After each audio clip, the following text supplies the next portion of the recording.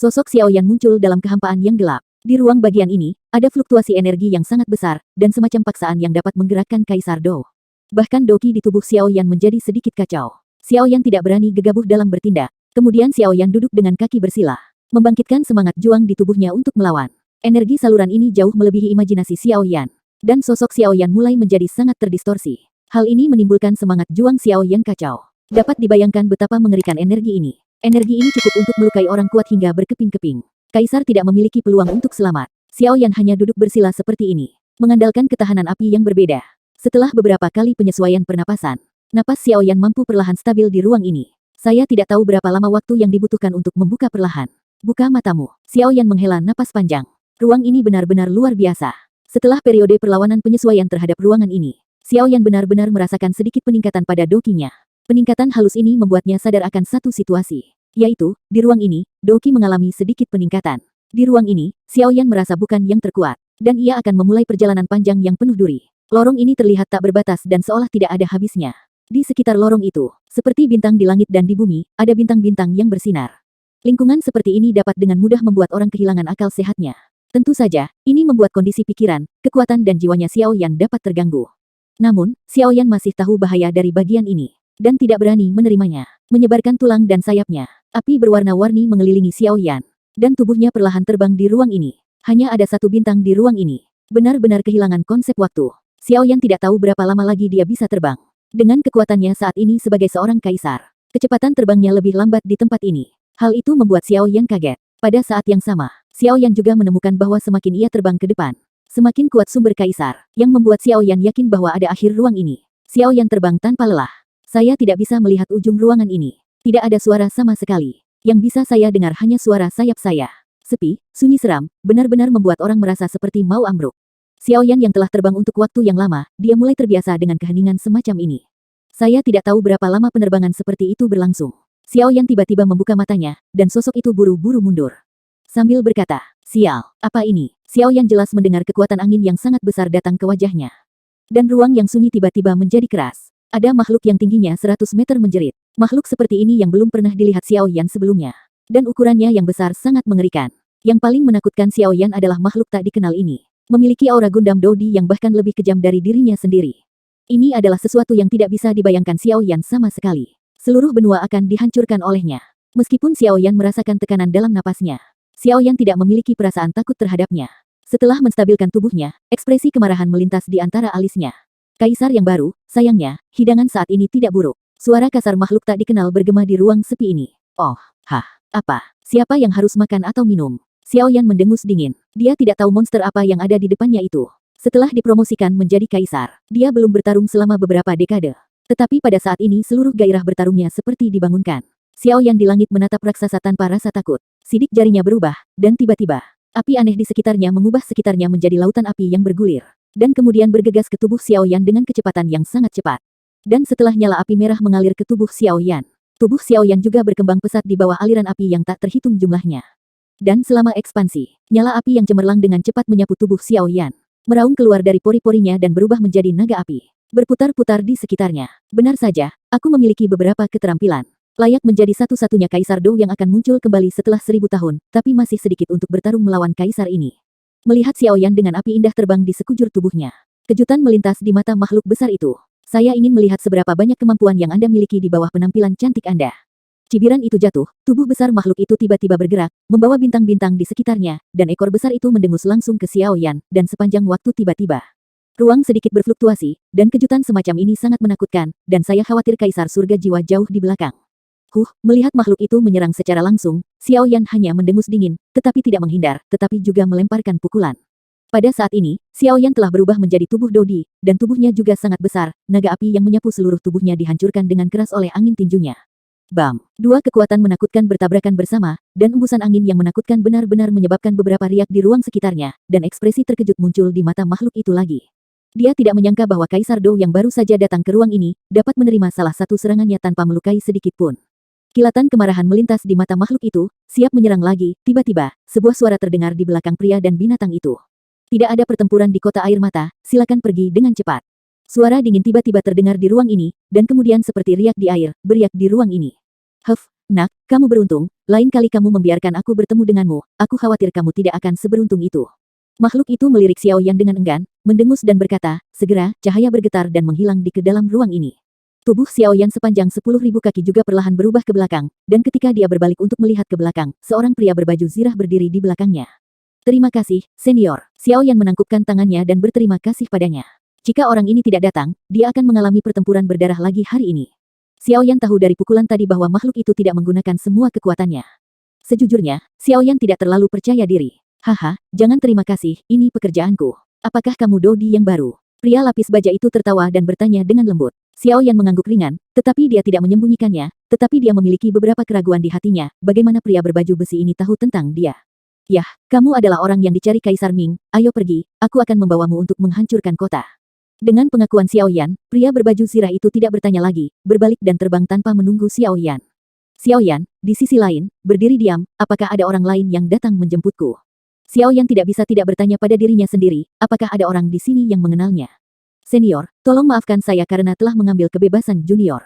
Saya bertanya-tanya bagaimana senior tahu tentang keberadaan junior dan junior. Pria lapis baja menemukan dirinya dengan sangat akurat, dan bersikeras bahwa dia adalah Kaisar Ming, mencari, yang membuat Xiao Yan merasa banyak di dalam hatinya.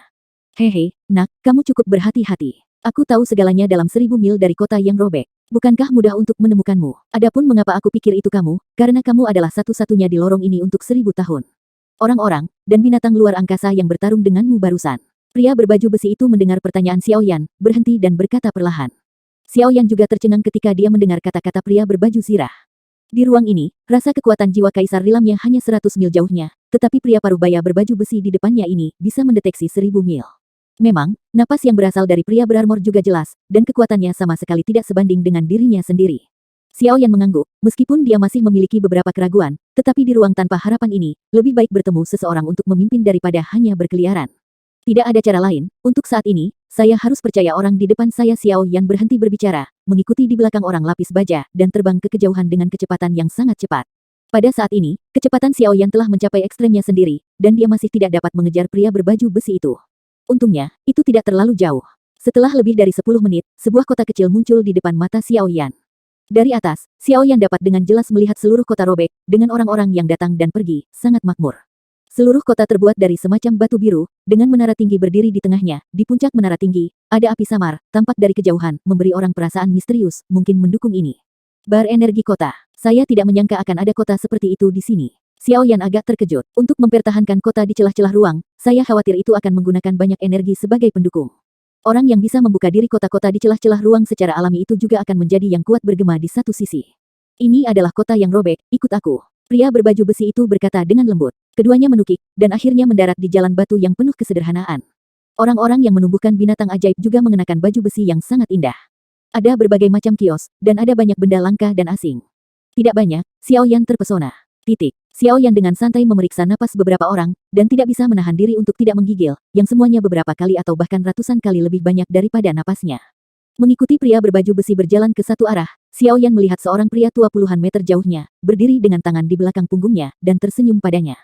Xiao Yan sedikit terkejut, dia awalnya berpikir bahwa orang yang datang untuk menjemputnya adalah seseorang dari klan Xiao di ruang ini, tetapi garis keturunannya tidak memiliki koneksi sedikit pun, dan dia tiba-tiba menjadi sedikit waspada. Xiao Yan selalu waspada terhadap orang asing. Xiao Yan mengikuti pria berbaju besi perlahan menuju pria tua itu. Setelah mendekat, pria tua itu memandang pria berbaju besi itu dan menangkupkan tangannya, berkata, terima kasih Huo Tao karena telah menjaga bantuanmu. Sekarang pria itu telah tiba, aku akan membawanya kembali ke lembah, Lolo. Mendengarkan kata-kata lelaki tua itu, Xiao Yan tahu bahwa lelaki berbaju zirah itu bernama Huo Tao, yang tampaknya adalah penjaga kota yang robek, tetapi dia tidak terkejut. Huo Tao tersenyum dan berkata bahwa dia pergi tanpa harus pergi. Setelah sosok Huo Tao menghilang, lelaki tua itu memandang Xiao Yan dan berteriak, nak, ikut aku. Xiao Yan mendengarkan teriakan lelaki tua itu dan melihat wajah aneh ini dengan beberapa perubahan di depannya. Dia tidak bisa menahan diri untuk sedikit terkejut. Dia merasa sedikit tidak bisa dijelaskan. Apa hubungan orang ini dengannya? Siapa kamu? Bagaimana kamu tahu aku akan datang? Aku tidak mengenalmu. Mengapa kamu menungguku di sini? Mengapa aku harus pergi bersamamu? Banyak keraguan dan pertanyaan diajukan pada lelaki tua itu. Nak, kamu harus menjadi apa yang dikatakan Pak Tua Xiao, satu-satunya kaisar Dou di benua Doqi selama ribuan tahun. Jika tidak ada orang lain, itu pasti aku. Xiao Yan mengangguk ketika mendengar ini, tanpa menyangkalnya. Dia memang berada di atas benua Doqi. Setelah 1000 tahun, dia adalah satu-satunya kaisar Dou yang telah dipromosikan. Ketika lelaki tua itu melihat Xiao Yan mengangguk, senyum tiba-tiba muncul di wajahnya seperti yang diharapkan. Itu kamu, sepertinya lelaki tua Xiao merasa sehat, anggota keluarga Xiao. Orang tua sialan Xiao ini benar-benar merepotkan. Orang-orang di keluargaku pergi berjudi dan tidak datang untuk menjemput mereka, tetapi biarkan aku datang, tetapi kamu sangat aneh, jika bukan karena orang tua Xiao berulang kali, menyuruhku terlalu malas untuk peduli padamu. Pria tua itu menggumamkan beberapa kata lagi. Tunggu, apa yang baru saja kamu katakan?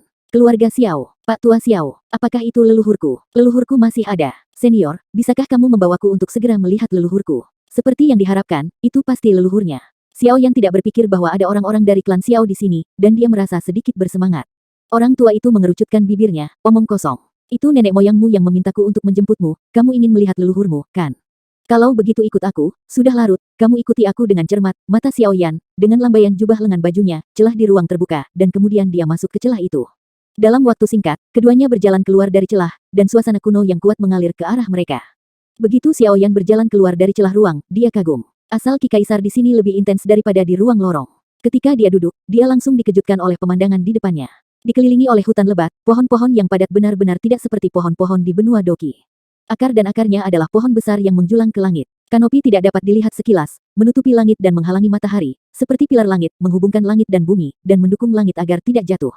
Dan di sekitar Xiao Yan, tanaman obat dan bunga langka serta tanaman herbal di seluruh tanah penuh dengan energi spiritual dan aroma obat yang kuat, membuat mata Xiao Yan berkedip dengan cahaya serakah.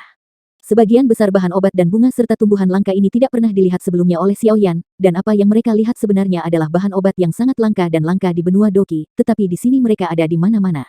Dimanapun, ini tak ternilai harganya di benua Doki, belum lagi betapa sulitnya menemukan dan mengumpulkan, bahkan jika itu ada, itu dihargai oleh kekuatan besar, belum lagi yang bahkan Xiao Yan belum pernah lihat. Ini semua bayi. Sebagai apoteker, dan apoteker kelas 9, dalam menghadapi semua ini, tidak bisakah Anda bersemangat? Xiao Yan segera, kumpulkan dengan tangan. Mengapa kamu memetik rumput liar ini? Orang tua itu melirik tanaman obat di tangan Xiao Yan. Xiao Yan tercengang, gulma. Ramuan ini tak ternilai harganya di benua Doki, tetapi di mata lelaki tua itu mereka hanya sekelompok rumput liar. Orang tua itu menggelengkan kepalanya. Saya tidak tahu. Pergilah, nak. Xiao Yan tidak mengatakan apa-apa, hanya menyingkirkan ramuan itu secara diam-diam.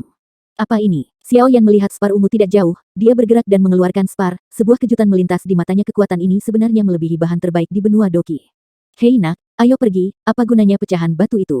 Teriak lelaki tua itu dengan marah. Xiao Yan mengangkat kepalanya dan melirik lelaki tua yang tergantung di udara, sepertinya di mata lelaki tua itu, semuanya adalah sampah. Masih ada pohon dan hutan di sekitar, dan jika Anda melihat sekeliling, itu tidak terbatas, diperkirakan hutan ini mungkin beberapa ratus kali ukuran pegunungan binatang iblis. Hutan ini terletak di pegunungan Tianmo dan menempati area yang sangat luas. Di pegunungan Tianmo, pegunungan yang menjulang terhubung satu demi satu, langsung mengalir melalui seluruh hutan, membagi seluruh hutan menjadi dua wilayah yang berbeda. Setelah puluhan ribu tahun reproduksi, perubahan kehidupan telah membuat hutan ini hampir semuanya memiliki kehidupan. Secara umum, hampir tidak ada yang berani masuk jauh, apalagi berjalan sendirian di hutan ini, jika tidak hati-hati, bahkan Dodi yang kuat akan jatuh ke hutan misterius ini. Dan Xiao Yan dan yang lainnya hanya di pinggiran. Hati Xiao Yan penuh dengan keraguan dan rasa ingin tahu tentang area yang tidak diketahui ini, dan kekuatan jiwa keluar dari alisnya, menyebar ke seluruh hutan. Hah, kekuatan jiwa kaisar, hehe, anak ini tidak sederhana, itu menarik. Orang tua itu bingung dan sedikit terkejut. Ketika Xiao Yan melepaskan kekuatan jiwanya, lelaki tua itu segera merasakan kekuatan jiwa dari alam kaisar Xiao Yan. Kaisar Realem tidak hanya kekuatan jiwa, tetapi juga keadaan pikiran. Kaisar Do tidak memiliki kekuatan jiwa Kaisar Realem, dan bahkan dia belum memasuki Kaisar Realem. Kekuatan jiwa, bagaimana mungkin dia tidak terkejut? Kedua sosok itu bergegas ke kejauhan dengan kecepatan terbang yang sangat cepat. Lelaki tua itu memandang Xiao Yan dan berkata, singkirkan kekuatan jiwamu, sangat berbahaya di sini. Aku tahu kamu penasaran, baiklah, mari kita kenali tentang benua ini terlebih dahulu. Saat berbicara, seberkas cahaya melintas di antara jari-jari lelaki tua itu dan menembak langsung ke pikiran Xiao Yan, dan banyak informasi besar tiba-tiba mengalir ke pikiran Xiao Yan. Perlahan, Xiao Yan mulai memiliki pemahaman yang samar tentang benua ini. Ini adalah dunia tempat Dodi dipindahkan. Itu benar, ini adalah benua Dodi. Seperti benua Doki, tidak ada sihir dari semua jenis, dan Doki masih satu-satunya tema utama di benua itu. Ini adalah dunia yang hanya dimiliki oleh Dodi yang kuat. Hanya Dodi yang kuat yang dapat bertahan dan tumbuh di ruang ini. Mungkin dikatakan bahwa Dodi sedang bertarung. Benua Qi adalah pembangkit tenaga listrik puncak, tetapi di benua Dodi, Dodi hanyalah keberadaan paling dasar, dan dengan upaya generasi Dodi yang tak terhitung jumlahnya, ada keberadaan yang melampaui Dodi. Meskipun Kaisar Do dalam keadaan turbulensi di benua Doki, menghancurkan langit dan menghancurkan bumi, di benua ini, kekuatan Kaisar Do tampaknya dibatasi. Bahkan jika kekuatan Xiao Yan ada di sini untuk menghancurkan langit dan menghancurkan bumi, ia tidak akan mampu mengerahkan 1/10 dari daratan Doki. Ruang di sini sangat sempurna, bahkan kekuatan Kaisar Do. Kuantitas juga akan ditekan olehnya. Secara alami, kekuatan manusia juga terus berkembang, berjuang melawan keterbatasan ruang ini. Setelah generasi pembangkit tenaga listrik yang tak terhitung jumlahnya, ada hierarki baru di benua Dodi. Dari rendah ke tinggi, Dodi dibagi menjadi 9 bintang, dari 1 bintang hingga 9 bintang.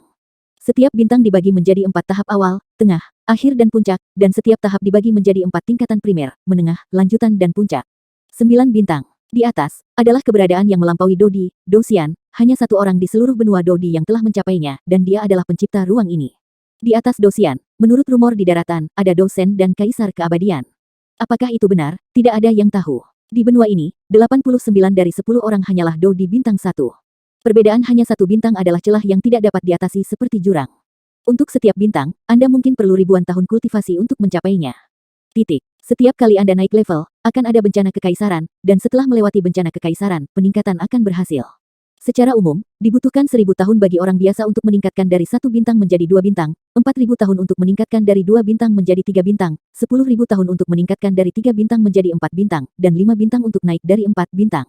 Di atas, di seluruh benua Dodi, ada keberadaan langka dan legendaris. Dapat dibayangkan betapa sulitnya untuk melampaui Dodi. Tapi ada juga pengecualian, yaitu perampokan kaisar. Artinya, jika Anda membawa keberuntungan dan peluang di antara bintang-bintang, Anda akan dapat menghadapi kesengsaraan kaisar terlebih dahulu, tetapi kemungkinan ini terlalu kecil dan terlalu kecil dalam sejarah seluruh benua Dodi selama puluhan ribu tahun, mengandalkan kesengsaraan kaisar untuk tiba lebih awal untuk meningkatkan hanya ada lusinan orang dari level itu. Yang lebih sulit adalah bahkan jika Anda bertemu perampokan kaisar lebih cepat dari jadwal, jika Anda ingin lulus, saya khawatir itu bukan sesuatu yang bisa dilakukan orang biasa. Perampokan kaisar awal akan menghasilkan semacam iblis kaisar, jika tidak ada bantuan yang kuat, saya khawatir tidak ada yang bisa lewat. Oleh karena itu, kebanyakan orang masih dengan sadar memperbaiki diri setelah ribuan tahun berlatih. Tentu saja, ada juga pembudidaya sihir yang telah meningkat pesat dengan metode kultivasi mereka yang unik. Karena evolusi ekstrim Doki, banyak pembudidaya jenis lain telah dibedakan di luar jalur utama Doki. Misalnya, ras setan adalah negara pembudidaya baru, tetapi pembudidaya setan masih ditolak oleh dunia karena mereka menggunakannya, tidak manusiawi. Metode pemurnian secara alami juga membuat situasi di daratan tidak begitu tenang. Benua Dodi sangat luas, dan ada juga banyak keluarga monster yang tidak dikenal dan berbagai keluarga misterius. Ketika keluarga itu binasa karena alasan keluarga, buku-buku rahasia yang dibuat dalam hidupnya mungkin disembunyikan di suatu tempat, menunggu seseorang yang ditakdirkan untuk mengambilnya atas. Di benua Dodi, ada juga beberapa orang kuat yang mengandalkan petualangan semacam ini untuk mempromosikan diri mereka sendiri. Di dunia Doki, benua Doki bukan satu-satunya antarmuka.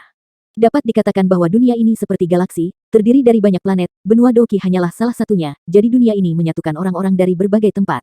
Kaisar Do dari antarmuka luar angkasa, kecuali benua Doki karena telah habis. Selain Ki asal kaisar, masih ada Dodi baru yang lahir di antarmuka yang berbeda, datang ke dunia ini di mana Dodi dikumpulkan, dan terus-menerus memberi dunia ini darah dan kekuatan baru.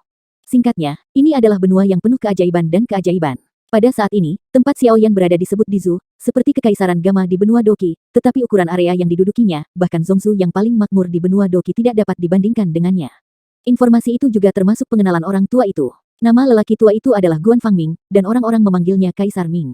Kekuatannya adalah Dodi bintang 3, dan dia adalah yang terbaik di antara pembangkit tenaga listrik di negara kekaisaran. Xiaoyan baru saja mengetahui semua informasi ketika tiba-tiba, Kaisar Ming tiba-tiba mendorong Xiaoyan dan berdiri di depan Xiaoyan, mengerutkan kening dan minum hati-hati. Angin telapak tangan yang tajam bercampur dengan suara angin yang pecah datang langsung ke arahnya. Rasa dingin melintas di antara mata Kaisar Ming, dan aura kuat Samsung Dodi tiba-tiba meledak, pegangannya hanya telapak tangan, dan langsung diselesaikan, serangan tiba-tiba. Xiaoyan menstabilkan auranya, dan kekuatan jiwanya segera menyapu ke segala arah. Di bawah kekuatan jiwa Kaisar Realem, makhluk seperti apa yang bisa lolos dari pencarian Xiaoyan? Xiaoyan mengerutkan kening, dan sosoknya tiba-tiba bergegas maju tanpa rasa takut. Ketika Kaisar Ming melihat Xiaoyan, dia bergegas ke depan tanpa mengucapkan sepatah kata pun, dan ekspresinya sedikit berubah. Anak ini sangat berani. Saat Kaisar Ming bergumam, sosok Xiaoyan telah tumbuh besar, dan beberapa naga api mengelilingi tubuhnya. Telapak tangan besar Xiaoyan langsung mengenai pohon di bawahnya. Segera, beberapa sosok terbang dengan sedikit malu dan melayang di depan Xiaoyan dan mereka berdua. Jelas, mereka tidak menyangka bahwa serangan Xiaoyan akan begitu cepat. Di belakang tubuh raksasa Xiaoyan, Kaisar Ming melihat serangan Xiaoyan, dan tidak bisa menahan tawa beberapa kali. Haha, kamu memang anggota keluarga Xiao, mereka selalu sangat agresif. Dua anak laki-laki di belakang, keluarlah. Begitu Kaisar Ming selesai berbicara, dua orang yang mengenakan pakaian yang sama dengan Kaisar Ming muncul dari belakang. Jauh di atas Xiaoyan, Kaisar Ming memandang dua orang di belakangnya dan berkata dengan marah, kalian berdua, awalnya ingin keluar dan mencoba keterampilan Anda, tetapi Anda didahulukan. Haha, ayo, coba saya lihat siapa yang berani begitu berani. Reading. Xiaoyan tidak bisa menahan terkejut ketika dia melihat dua di belakangnya. Ada dua orang di belakangnya, tetapi dia tidak merasakannya sama sekali, yang membuat Xiao Yan tiba-tiba memiliki banyak perasaan. Di benua ini, dia bukan lagi yang terkuat. Sebaliknya, dia menjadi sangat lemah, dan dia tidak punya pilihan selain menggelengkan kepalanya dengan senyum masam, dan kemudian menatap matanya. Beberapa orang yang tiba-tiba menyerang sebelumnya. Bukankah ini Tuan Yiying? Anda menjadi lebih berani. Mengapa? Apakah Anda ingin menyelinap menyerang kami ketika kaisar ini ada di sini? Di antara beberapa tokoh, yang tertua maju selangkah, menangkupkan tangannya ke arah Kaisar Ming, dan berkata, Kaisar Ming, kami tidak berniat menyerang Anda, kami hanya tertarik pada anak ini. Saya harap Kaisar Ming dapat melakukannya, lebih mudah dan mari kita bawa anak ini. Ayo pergi. Setelah berbicara, dia menunjuk Xiao Yan dengan jarinya. Kamu ingin merampoknya. Jangan salahkan aku karena tidak memberitahumu, anak ini berasal dari keluarga Xiao, tetapi kamu tidak bisa mengacaukannya.